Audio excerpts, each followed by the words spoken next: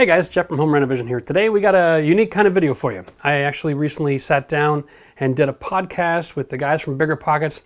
And for those of you who don't know, they have a huge podcast community where they're helping people learn how to renovate and own property and income property and that sort of thing. So it was a really interesting conversation. I want you to check this video out because we want to know if this is something that you'd like to see more of. We were thinking about doing a new podcast channel and just wanted to get your opinion. So have a look at that, give us your feedback, and we will see you on the other side of that thing, and I'm gonna get back to fixing my holes in my wall. All right, guys, well, we're gonna just jump right in and have our conversation today. I've got all of my audience has been teased a little bit with some community posts, and we got some feedback from them, and it seems to be that the most common thread out there is they wanna know about return on investment, but as a new investor, where do you start? And I know for myself, right? I'm looking to get into the investing world. I'm glad to have you on the show today so we can talk about this. But even with all my experience in renovation, there's some key elements that I've got missing still. Like, what is the most, shall we say, the risk averse way to enter into the market when it comes to having additional revenue from rental property? Is it the single family home? Is it the basement? Is it the multiplex? What would you say is the most ideal scenario? Yeah, so the safest way, I'll jump on this one. The safest way to have let's say to have $1 million in real estate is to start with 2 million and only lose half. So as long as you do that, you're fine. Right? Yeah, you're good. Okay. Yeah. Okay.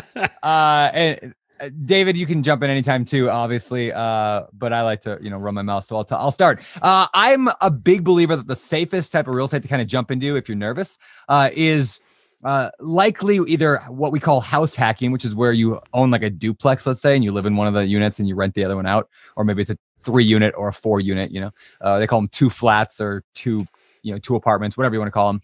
I like that idea. I like turning basements or attics into a separate unit if that's, possible and legal, or adding that extra unit. They call them ohanas out here in Hawaii. They call them ADUs, or in other places, mother-in-laws, casitas. Yes. Yeah. What do you guys call them up there? Carriage house or lane house, or depending on the city you live in, right? Okay, yeah, exactly. So different names depending on where you're at.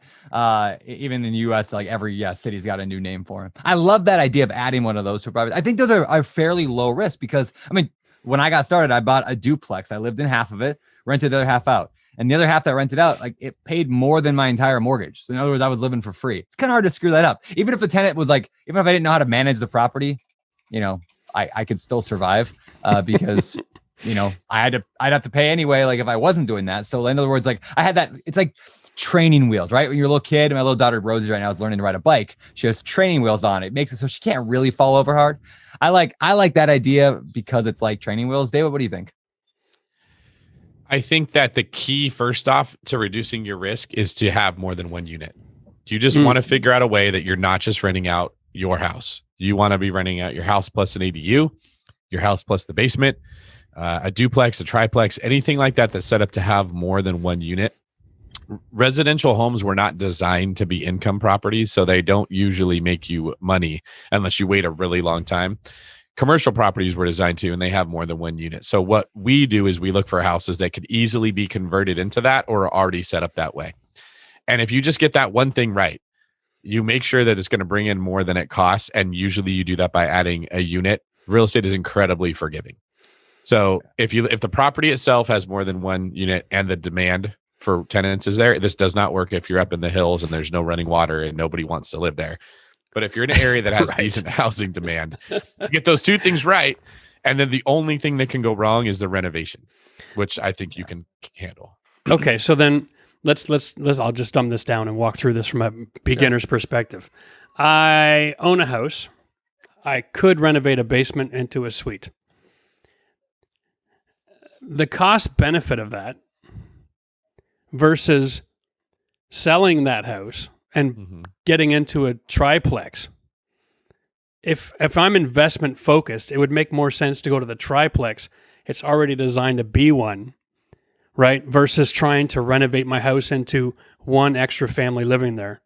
Because then if you get that one bad experience, now you've got that huge investment and a bad experience. Where at least if you go to the triplex, you're owning something that's going to maintain that value, or you're not throwing that value at risk. Does that make sense? I think it makes sense. Go ahead, David. Brandon. You're the agent. You can make more sense. It makes from sense. A value perspective. We're under the assumption there's not a ton of triplexes out there, first off. Yeah. We're also under the assumption that when there are in America, they are typically in the worst neighborhoods. Okay. So something Canada is different than the United States is we will take all of our low income housing or all of our like apartment type of stuff and shove it all in the same corner, and it becomes a petri dish for crime and problems.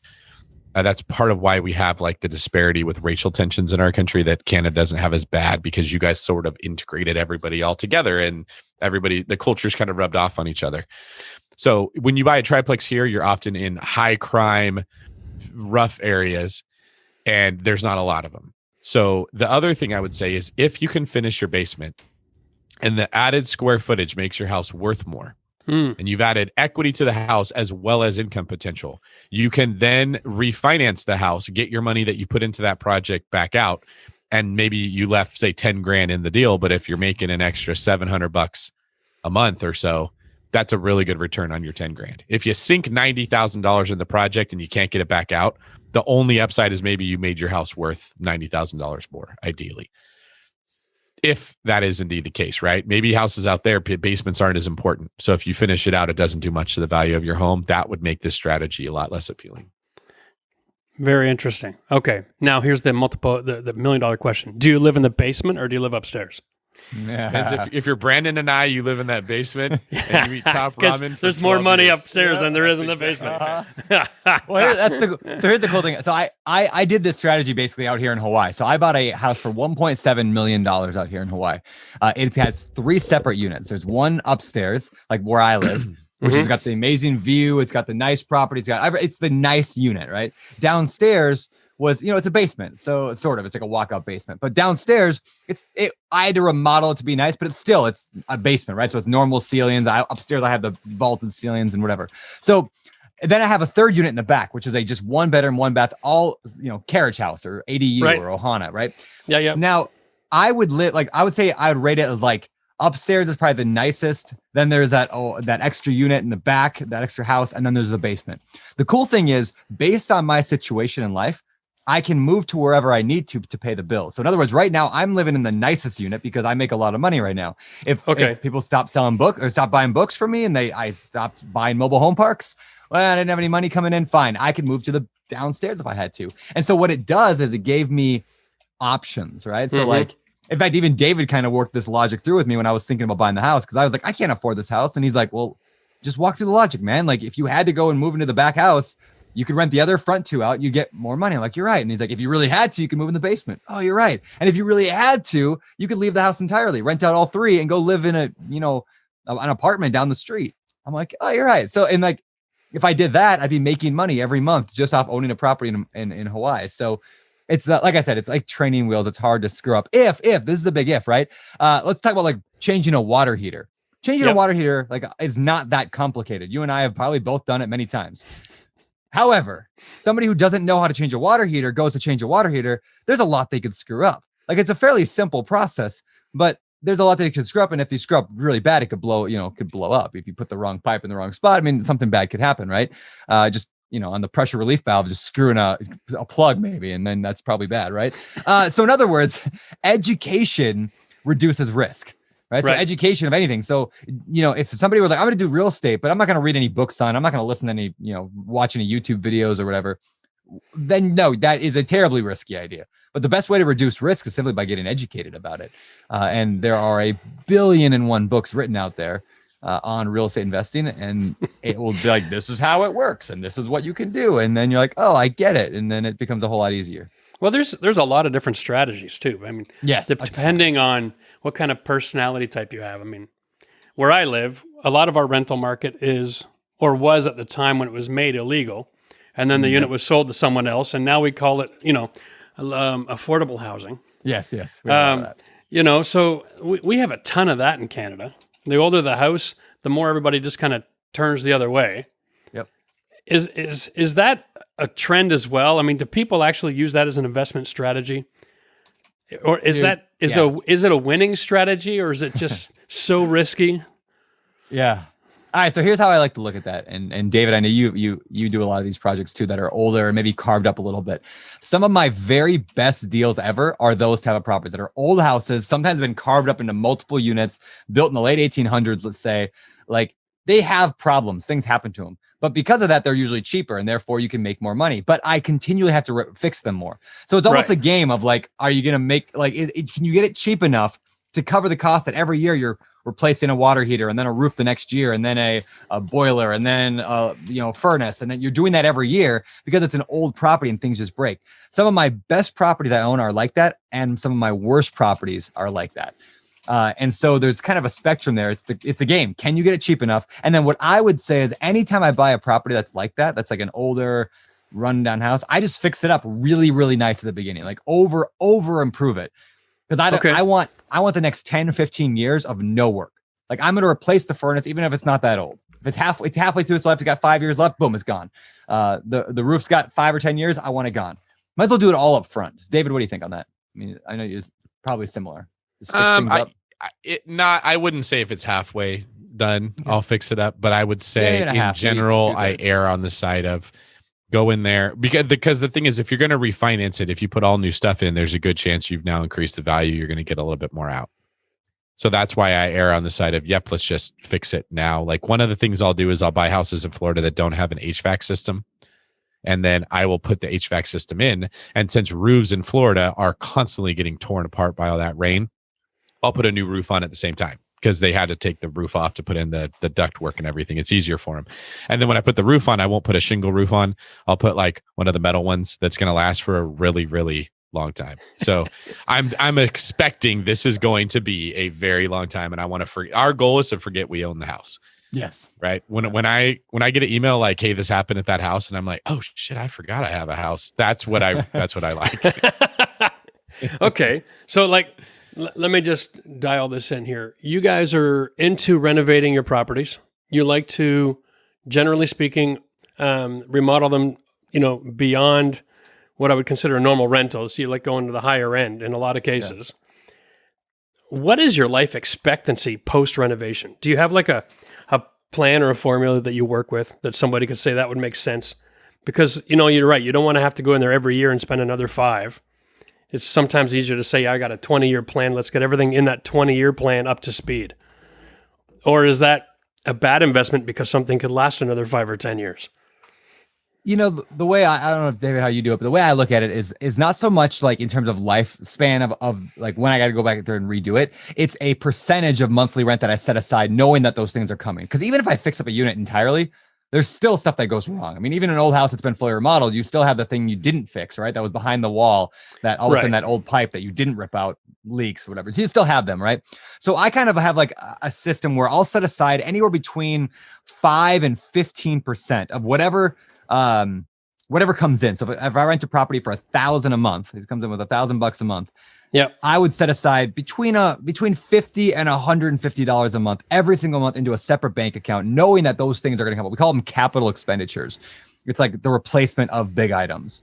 And so an older house, I'm going to err on the higher side, 10 or 15%. A newer house on the lower end. A remodeled house, I'm going to take that down a little bit. A house that wasn't completely remodeled, I'm going to do up a little bit. So it's kind of a guessing game a little bit on where on that scale. I mean, I have properties that would use 20 or 25% probably, that is real bad and real rough areas. But that's kind of how I look at it. So then when I have this, and I'll usually start the account with 5 or 10 grand. So, hey, if something goes wrong, I got the money sitting there. And so it's not if it's going to go wrong. Things are constantly breaking and having to replace. But as long as I'm always putting in money into that account all the time, I just borrow from that. And then it takes the emotion away. It's like, okay, just got to fix it up. I'm not sure if that answers that question, but that's how I look at like the lifespan of things when I'm fixing it up, because there's no end to it. It's not like you fix up a property and it's there forever. It's just, and I'm concerned that sometimes, with viewers who are like, well, I'm going to do this one unit, or I'm going to have this one experience, or I'm going to buy this one extra house. Do they have that expectation of, is it realistic? Because it is an ongoing thing. Like David, you mentioned you love a house when you forget you even own it, right? I mean, that's nice, but how often does that happen? a big piece of being successful when you're investing in real estate is the area that you choose to invest in. So what I've found is that we tend to focus too much on the property or the spreadsheet and not enough on the area that you're investing.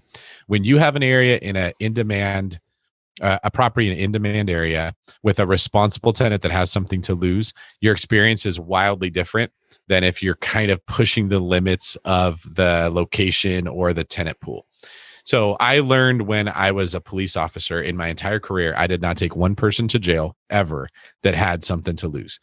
If they had to be somewhere the next day, they had a job, I just rarely ever had to go address that problem because people would address it themselves. People that have something to lose are much more responsible with the decisions they make. If you get a tenant who doesn't care about their credit score, who knows they're never going to own a home, it's not in the cards for them, they bounce from property to property, they bounce from job to job, they're going to treat their relationship with you that same way. And you're going to be banging your head against the wall trying to figure out, what did I do different? Why did they trash the home? If you get a tenant who really cares about their credit score, who would be embarrassed to have an eviction on their record, who doesn't want you showing up at the house every month saying, why'd you break this? Or why do I have to fix that? Those are the ones that fix their own light bulbs. Those are the ones that are treating your property responsibly. And it doesn't get talked about a lot. It's somewhat of, like a gray area in this world, because you want to be very careful that you don't venture into fair housing laws and discriminate against any tenants. Definitely, I'm not advocating for that at all. But when you tend to buy in in-demand areas, you tend to draw people that tend to have more money and they're on a upward trajectory of their career. So the reason I get a house where I don't even remember I own it is I tend to not care if it's going to cash flow and make a lot of money in the first 5 years or so. If I'm breaking even or coming close, I'm okay with that. I just want to know the rents are going to go up every year because there's a lot of demand. There's not a ton of supply. And after 5 years, my rents have caught up to where I am making money. But I can be very picky about who I rent to. When I have a vacancy, I've got 10, 15 people that want to jump in. And I'm only renting to the people that I look at their application and think this person has a lot to lose. I am not going to be taking as much risk. Interesting. So is it a dangerous or a healthy place to be in life right now, where you got uncertainty with your income and the marketplace and everything else, and you're looking at the opportunity of maybe fixing up the basement and turning it into a rental apartment because you want to have the security of that other income? Or is that just, there's too much pressure already when you start, that there's too many places to make mistakes? Like, is it easier to give your money to somebody else who knows what they're doing? Yeah. Go ahead, Brandon. It's a tough question, right? Because it depends on how confident you are in your skill set. If you're going to be doing the work, which I used to do all my own work, right? Yeah. I feel pretty good about my skill set. So me remodeling a unit feels like entirely secure for me. I'm like, I can do that all day long. I like doing that stuff. It gives me a lot of value in life. So I would rather do it myself because I'm a DIY guy. I like doing everything myself. I like investing in myself. But there are other avenues for investing. I mean, again, it comes down to your personality and what you want out of life. So, for example, David, he used to buy locally, but now he just buys in Florida and a bunch of other places, right? Like, David, you're all over the place. And so if you don't want to do that, what we call house hacking, which is like live in unit, you can just go get a loan on a property. In fact, I got one of my really good buddies. He is a musician who lives in Toronto, up in Canada. It's really hard to find rental properties in Toronto. Really hard. So he just buys in Tennessee. He just buys in Tennessee in America. He typically will pay all cash for a property. So he'll save up about $100,000. Yep. And he makes good money, makes several hundred, $1,000 a year, but he saves up $100,000 and then he'll just go buy one for cash in Tennessee. And he hires a property manager to take care of it for him. That was the next question, right? Yeah. So they just watch it. Right. Yeah. That's interesting. All right. Well, let's talk about the DIY renovation aspect of it because, that's my thing. Yeah. I don't spend a lot of time doing renovations or remodeling on people's homes that are turning it into rental properties. Okay. Most of the projects I've done in my lifetime were for the homeowner. Yep. I've done some of that, and there's been a lot of different experiences there. Some people have got a business model of we buy everything as cheap as possible because it's going to get destroyed. And other people have got a business model of I'm going to make this place so sexy, I get the best tenant in town to live there. Yeah. What model do you prefer? David, Let's start with you, David. Go ahead. Yeah, I tailor it to the No area. pressure. I don't mind at all. Brandon and I we're no strangers to pressure. You tailor it to the area. So basically, like, let's say that you're trying to make your house worth as much as you can get it worth. If every house around you is worth $150,000 and you go completely wild, chandeliers, marble flooring, you maybe made it worth $160,000. Yeah. It's not going to become worth $500,000. Now, if every house around you is worth $1 million and you put that work into a $500,000 house, $100,000 could make you $400,000 in equity. Right. So the first thing you have to understand is there is a ceiling in every area of how much a house is going to be worth based on what the other houses are worth. So what I say is you want to improve your house up to the point of the nicest house in the neighborhood. You don't really want to go much further than that. So first off, there's your question. Do I make it really nice or do I not make it nice? The next question comes to demand. You can have a house that's worth a lot, but that doesn't mean that the tenants necessarily want to pay that much more in rent. They might not value marble flooring. So I like to ask myself, do I need to fix this up really nice to get a tenant? Where I live in the San Francisco Bay Area, there is such a shortage in housing that you can have a stove you bought at a flea market or a garage sale, throw it in there, and no one's going to come. So fixing your house up may make it worth more, but that might not matter to you as a landlord. If you're looking for cash flow, you're better off to do maybe more inexpensive finishes, but more durable ones. You put a floor in, you're not going to no one can ruin it. You don't want to go put really nice things that can break or scratch really easily. If there's not as much demand, maybe you kind of got to put a little more makeup on to catch some attention. There's not as many people walking around that are going to be looking for that. So it's not a one size fits all problem. And I think Brandon and I see a lot of the people who make mistakes in investing, who complain that they got hurt. They tried to follow this paint by the numbers formula rather than looking at their specific area and their specific goals and coming up with an approach that makes sense for that. Yeah, that's really good. You know, that is really something. Yeah, go ahead, Brandon. Chime in on that if you want. Yeah, I'll just add to what he said there. A couple of things come to mind. First of all, I find that the tenant quality is the average. I mean, the type of tenant you can attract is the average of the condition of the property and the location of the property. In other words, let's say you have like a really nice A-class area and like a D-class house, a disgusting house. You're not going to get an A-class tenant, a really great tenant, because they don't want to live in a nasty house. Now, if you had the opposite, let's say you had a D-class area and an A-class house, you're still not going to get a great tenant because like the great tenant isn't going to want to live in a crappy house, even if it's a great area. And right. So your tenant is going to be the average of the two. So when I look at how nice to improve a property, I just think like I base a lot of it. I want typically A and B. Like I want like good tenants. So if it's a worse area, I'm actually going to fix it up a little bit nicer than I'm not necessarily nicer than an A-class area, but I'm going to make the house nicer than all the other ones in that area. So anyway, it's one thing I look at is, and then David hit the nail on the head, durable materials.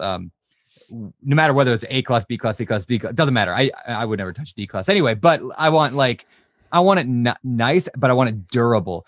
For example, I used to put carpet in everything. Carpet was just popular putting everything. If I can avoid carpet now, I'll just avoid carpet. Like the plague, eh? Yeah. Yeah. It lasts you 3 years, 4 years, maybe with most tenants. I mean, I've had tenants like now when I had a house with carpet, I lived in it for years and never had a problem. It looked like brand new the day I got, like the day I moved out. Right. But you fill up your coffee halfway in the morning, Exactly. It's amazing. I mean, when I was I was 18 living in my very first apartment. I remember like one of my roommates was like, I don't know if he was doing drugs or he was smoking a cigar or something like that, burned a big hole in the floor.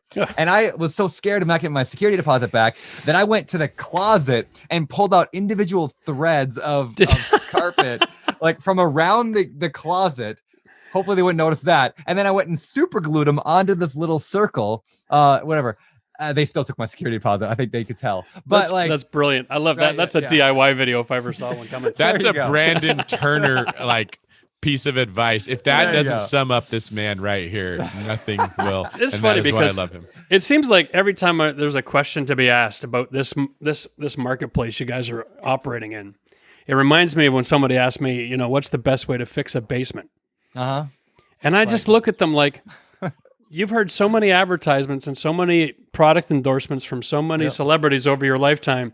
You've bought the lie that there is one best way to do something. So true.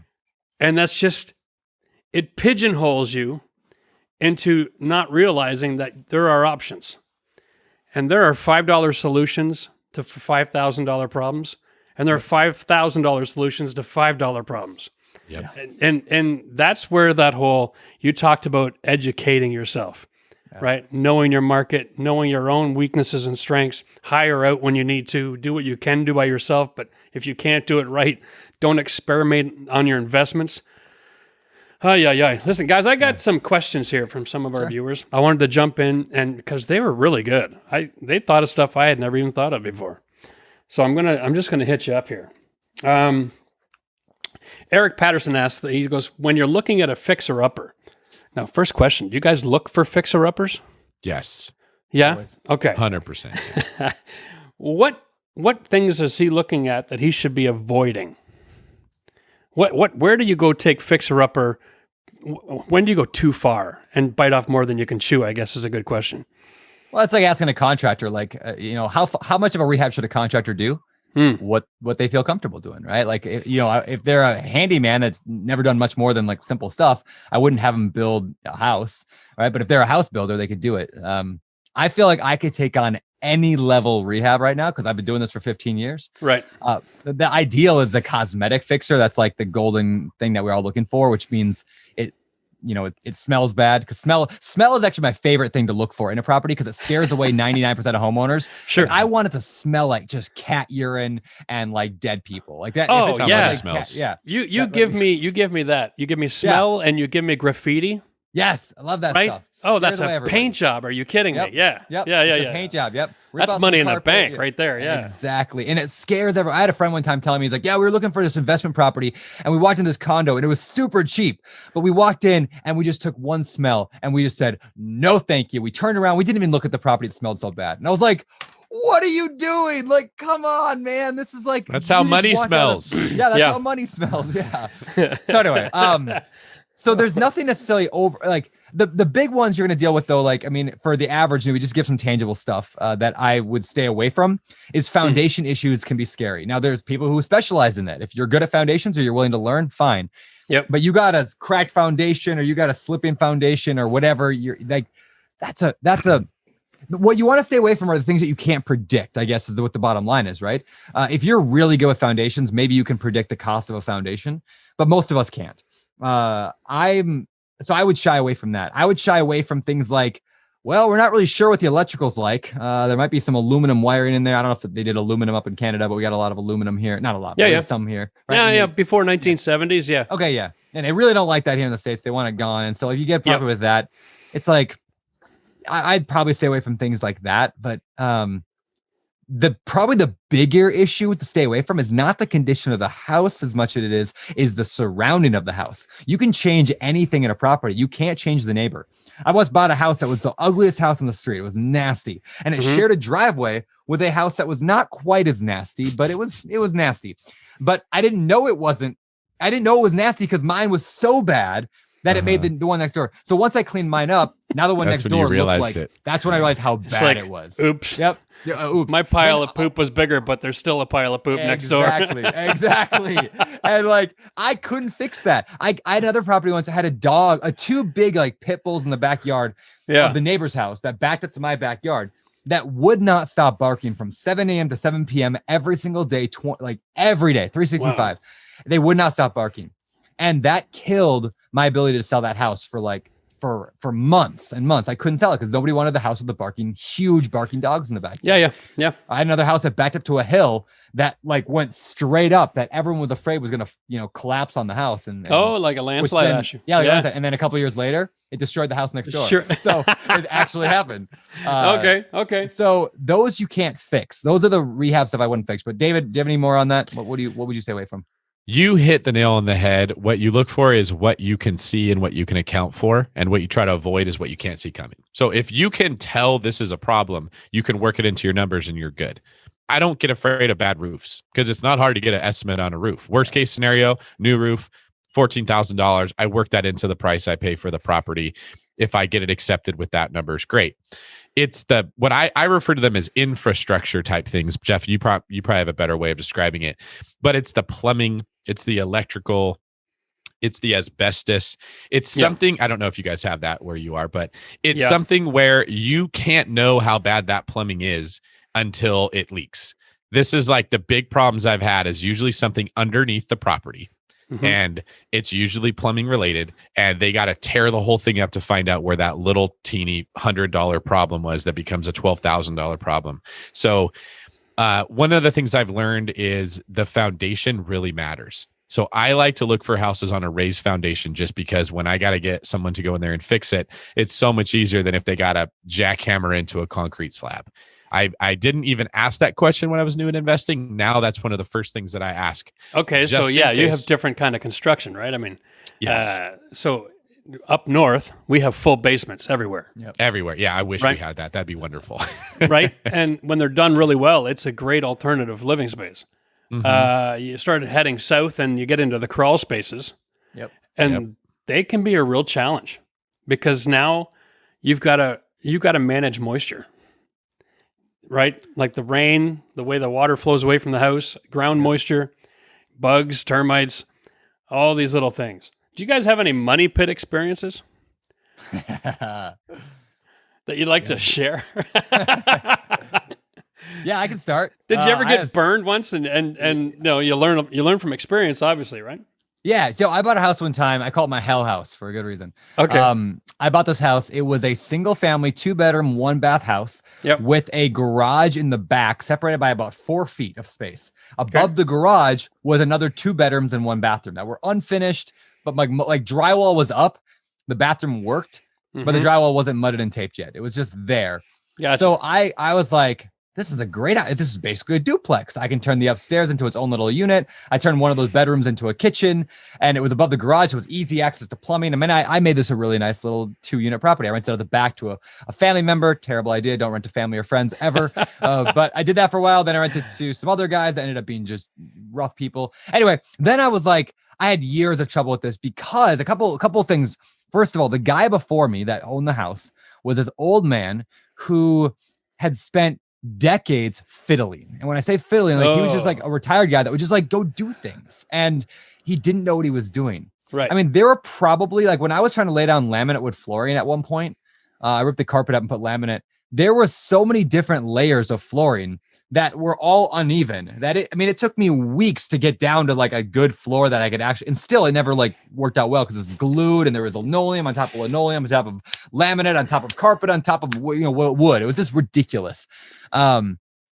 He like took exterior T111 siding and then like rough cut T111, cut it in 4 foot, and then made that around the entire inside of the entire house. Oh, wainscoting. As like nice. Wainscoting, but with T111, all rough cut, and then painted it. So like you'd walk by it and like give yourself slivers by cut. It was terrible. Everything about that house continually caused me problems. And every time, now the interesting thing was, the house itself still could have been fixed. The problem was I never did a full rehab when I bought it. I just did a painting. I just put some lipstick on a pig.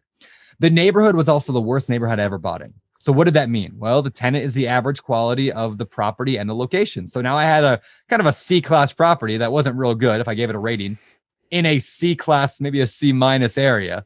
So the only type of tenant I could ever attract there was like a C.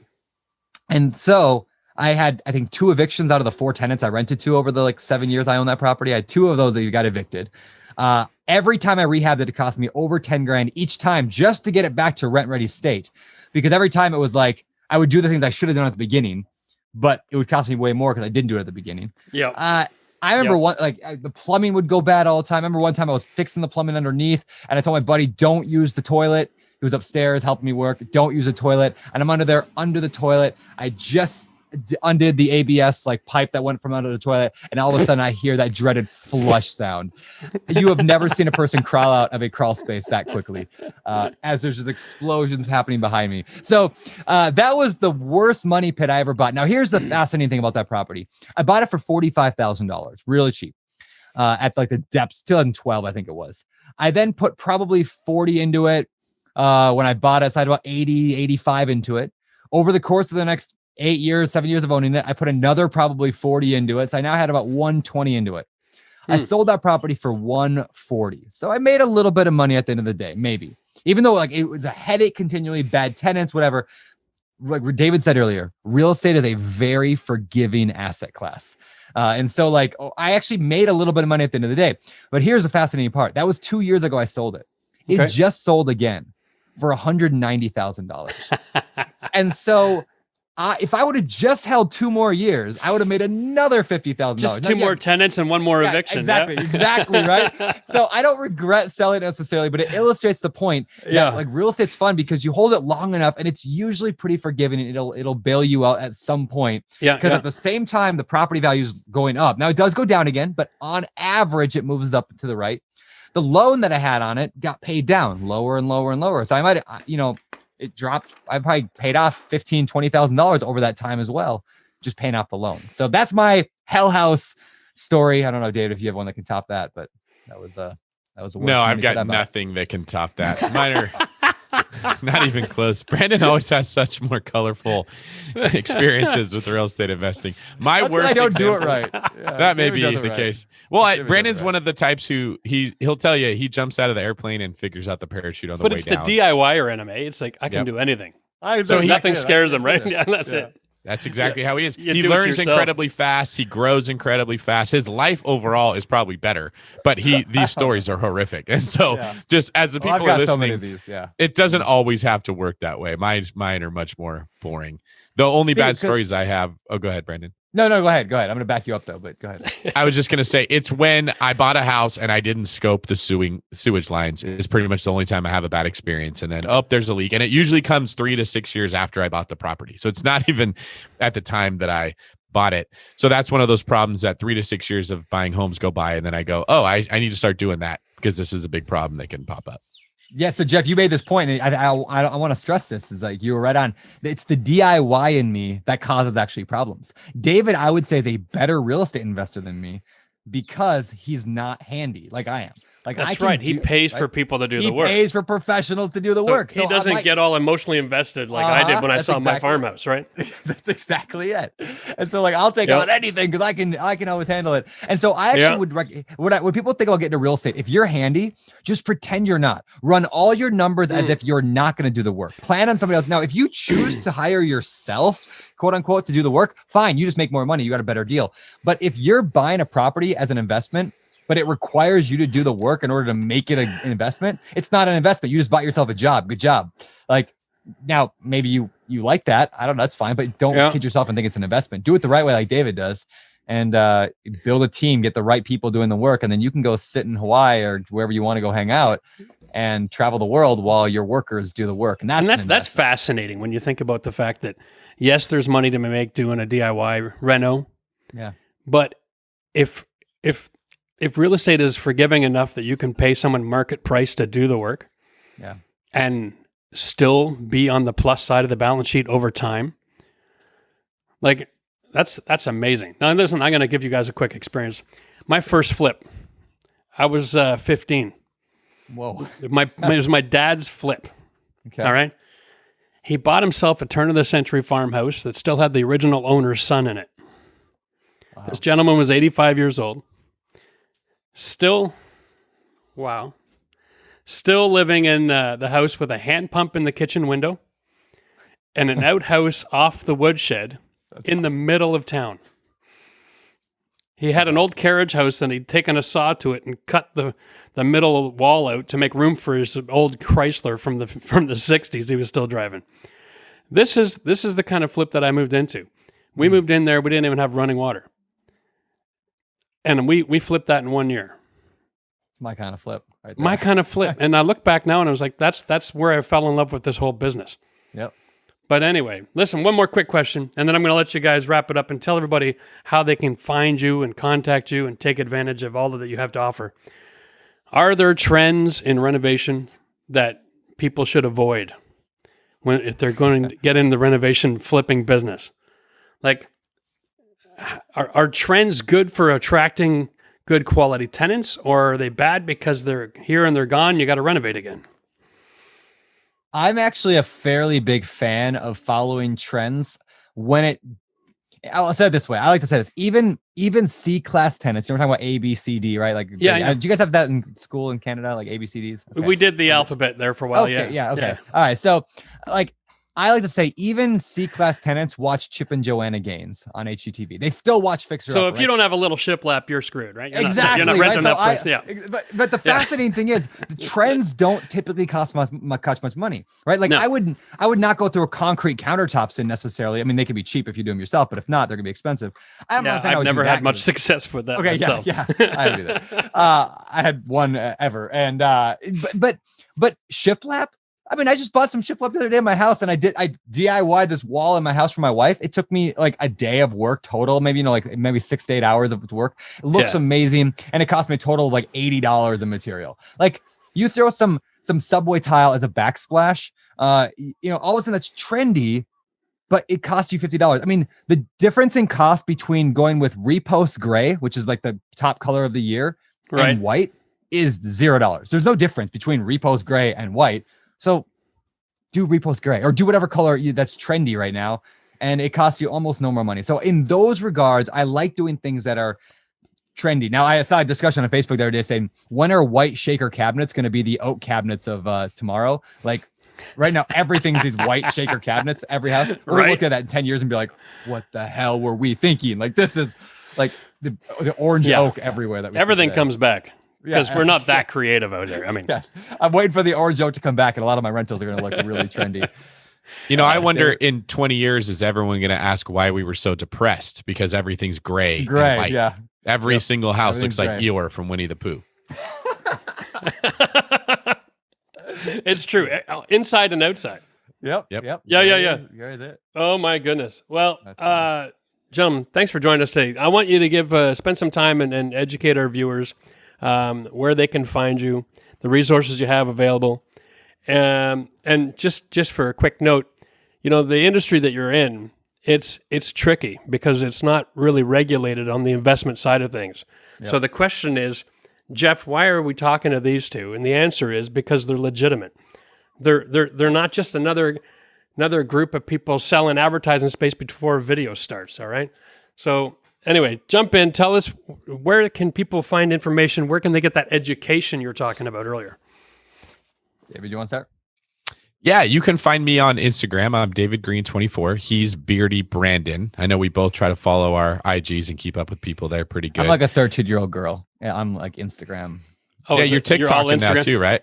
I am beginning to TikTok soon. I have a plan for TikTok. Maybe some of these videos today will show up on TikTok. I don't know. Maybe things coming out of your beard. Who knows? All right. That's funny. And then Brandon and I host a podcast called the BiggerPockets podcast. You can find that just by Googling BiggerPockets. You can also create a profile on the BiggerPockets website. It's the largest real estate investing platform in the world. You can get a hold of us there. That'd probably be the best way to do it. I'm a real estate broker and a loan broker in California. So if anybody has real estate needs in that area, definitely reach out to me. But there's nothing to sell. We don't have a program. We don't have. Well, except for my $97,997 program that you can buy if you run to the back of the room right now. We'll help you get your credit card limit increased so that you can afford it. Yeah, we're going to teach you how to raise your credit card limit so that you can put the whole entire course of $97,000 on my. Yeah. Now you can buy our books, but honestly, you can get them from the library too. So we really wanted just people to experience, like, if real estate fires them up, if the idea of real estate investing, like everything fires people up in a different way. Like, right, Jeff, you were fired up by construction at a young age and you're like, this is my thing, right? Like David and I got fired up by real estate investing. If that fires you up, like, the information's out there that we just want people to experience the joy of working in an industry and making money in an industry that fires you up. Like, when you can combine money with being fired up, it's amazing. Brandon and I, we've been talking a lot about find your fire. Find that thing that fires you and then follow that. Not everyone's the same. I didn't want to do construction. I found the people like Jeff that would go do it for me and was much happier. And I learned from them. I would ask, what are the trending colors? What are the trending styles? I don't have an eye for that. So I'd rather have the expert tell me, well, on the last 12 houses I did, 10 of them did this. I think it looks really good. Maybe you're into analysis. You love the spreadsheets. Maybe you love networking and you love people. There's a way to take what you love and apply it into this industry and do very well. So don't be afraid to follow your passion and then put people around you to do the things that you don't love as much. That is really well said. I was just thinking the same thing. It doesn't matter what your personality type is, because real estate investment takes all those different types. Yes. So the secret to success really is, don't try to be what you're not. Yeah. And That's exactly right. Yeah. Know right, yourself. and just use your gifts the way you got them, and then go find people who can fill in all those gaps. That's awesome. Well, guys, thanks a lot for coming out today. Yeah, thank you. It's great to have fun. you on the show. Well, hopefully you guys liked it. And if you did, make sure you give that a thumbs up, all right? We'd love to get your comments and your feedback. Who would you like to see us interview on the show if we end up doing it? Or just put in a great big, no, don't do it. If you don't want to see us do that kind of content, I'd like to get your feedback. We think it might be helpful because we'll be able to bring in people from the industry, talk about products and options and changes in construction, what's going on, and be able to help you more with new trends, because I'm only renovating one house at a time and I can't show you everything. But on a podcast channel, I could talk about anything under the sun, and a lot more than just renovation too. So we might have a lot of fun there. Anyway, if you'd like to see what I'm up to, I'm patching a texture wall. You can always click the link over here and go and check that video out, because we got 3 different ways of getting this done. And I think you're going to be able to learn some new tricks. See you next time.